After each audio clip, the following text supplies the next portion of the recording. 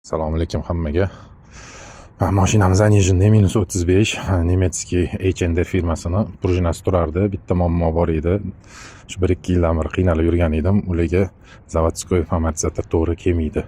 To'g'ri keladi, yursa bo'ladi, lekin Zanijin hisobiga shtok pastga qarab turib, постоянно нагрузкада ishlagani uchun tez ishdan chiqardi. Ana probitiya deydi, doqqa uraverardi oxiri. Ko'p joyga bordim. Hammani hurmatini saqlagan holda aytaman, ko'p joyda amortizator tuzatadiganlar o'zini ish qilayotganini bilmas ekan. Azot bilan atmosferniy kompressordagi havoning farqini bilmaydigan joylarni ham ko'rdim. Xullas, faqat olib BUdan almashtirib, o'xshab qolsa yaxshi chiqadi, o'xshamasa dardingizni xohlaganingizga yetasiz, hal qilib berishmaydi. Baribir yomon bo'laveradi.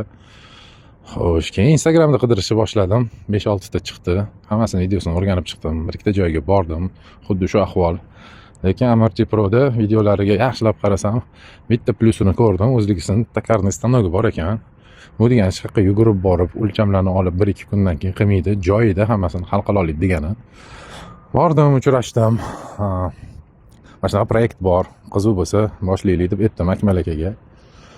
Qiziqdilar. Требованияlarimni aytdim, o'lchamlar bor edi. Ular ham bir ikkita korrektirovka qildilar shu proyektga.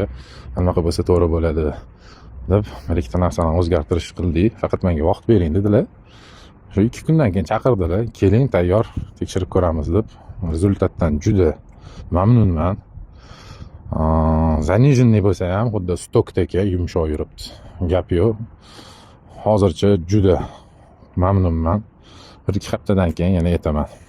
Garantiyasini ham berishdi. Xudo xolasa yurib berish kerak. Lekin ikki yoqqa ishlayapti. Tepaga ham, pastga ham amortizator zo'r ishlayapti. Test drive bugun zo'r o'tdi. Rahmat. Eng asosiy narsani aytib o'tish esdan chiqibdi. Amorti Pro'da rem komplekt degan tushuncha bor ekan.